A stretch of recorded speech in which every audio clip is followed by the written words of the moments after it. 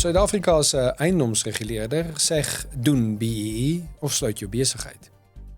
Besighede wat deur die staat as eiendomspraktisyns geklassifiseer word, is aangesê om BEE te doen of op te hou sake doen.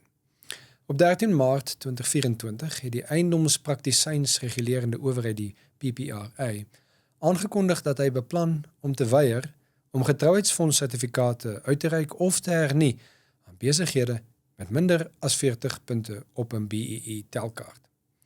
Aangesien die wet op eiendomspraktisyns dit verbied om sonder 'n getrouheidsfonds-sertifikaat as 'n eiendomspraktisyn sake te doen, is hierdie 'n eksistensiële bedreiging vir besighede. 'n Saakliga is teen die PPRA, so onwettige, ongrondwetlike en skadelike optrede. In 'n brief aan industrie-rolspelers van dese week nooi ons hulle uit om Saakliga te kontak indien hulle steun wil verleen aan 'n omvattende hofsaak om die PPRA te stop en om hul vryheid om sonder politieke toestemming besigheid te mag doen te handhaaf. Ten spyte daarvan dat daar niks in die grondwet, die wet op breë basis swart ekonomiese bemagtiging of die wet op eiendomspraktisyns is om 'n minimum vlak van BEE vir eiendomspraktisyns verpligtend te maak nie, het die PPRA besluit dat BEE-sertifikate minstens 40 punte moet hê om geldig te wees. Volgens die PPRA se waarnemende transformasiefondsbestuurder in sy 13 Maart industrie-webinar, as jy enigiets onder 40 behaal en as jou BEE-sertifikaat nie voldoen nie, sal ons nie 'n getrouheidsfonds-sertifikaat aan jou kan uitreik nie. Die PPRA se aankondiging beteken dat tienduisende eiendomsbesighede die risiko loop om verbied te word om sake te doen. Jaarliks word meer as 40.000 getrouheidsfonds-sertifikate uitgereik aan nie net eiendomsagente nie, maar ook eiendomsontwikkelaars, eiendomsadministrateurs, verhuurders, direkte eiendomsverkopers, afslaers, eiendomsadverteerders en meer.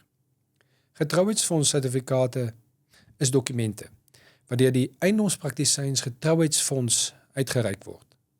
Die fonds het slegs ten doel om te verseker dat betalings wat deur eiendomspraktisyns in trust gehou word veilig bly en dat kliënte vergoed kan word in geval van diefstal.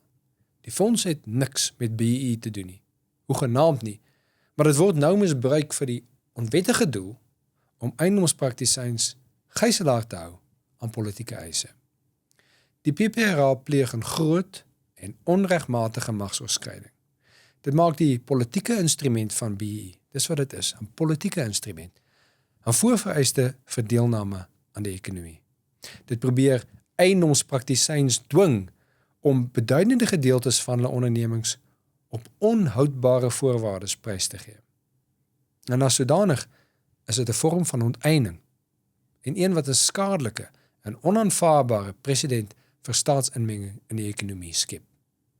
Hoewel die huidige afdwingingsaksie hoofsaaklik op maatskappye gemik is en 'n oënskynlike mate van toegeeflikheid bied aan natuurlike persone of alleen eienaars benede sekere omsetdrempels, moet ons waarsku dat hierdie toegeeflikheid arbitrêr is, nie vir beplanning en regsdoeleindes op staat gemaak kan word nie en ongetwyfeld tydelik is. Op die ou einde is 'n BEE-sertifikaat 'n politieke instrument, onverwant aan besigheid. Dit kan nooit 'n geldige voorwaarde wees om aan die ekonomie deel te neem, waarde te skep en klante en kliënte te dien nie. Hier is als deel van wat ons noem die derde golf van BEE. Dis 'n verraderlike verskynsel. Die eerste golf het in die 1990s plaasgevind. Dit was 'n bloeitydperk van saketransaksies oor rassegroepe heen, maar sonder verpligtende wetgewing. Die tweede golf het in die vroeë 2000s begin, toe BEE vir die eerste keer 'n statutêre aard bekom het, met die wet op breë basis swart ekonomiese bemagtiging in 2003 en die wet op die raamwerk vir voorkeurverkrygingsbeleid in 2000.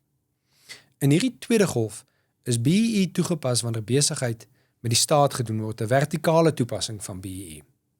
In die afgelope 5 jaar het dit egter in die derde fase van BEE momentum begin kry. En hierin poog die staat om BEE te verplig nie slegs vir besigheid met die staat nie, maar vir alle besigheid hoegenaamd en vir toegang tot professies.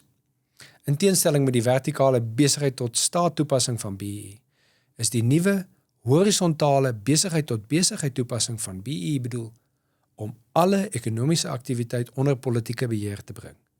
selfs besigheid wat niks met die staat te doen het nie. Sakelig ondersoek tans 10 staatsdepartemente en 14 ander staatsinstansies vir pogings om dit vir ondernemings onwettig te maak om besigheid te doen tensy hulle hulself eers aan BEE onderwerp.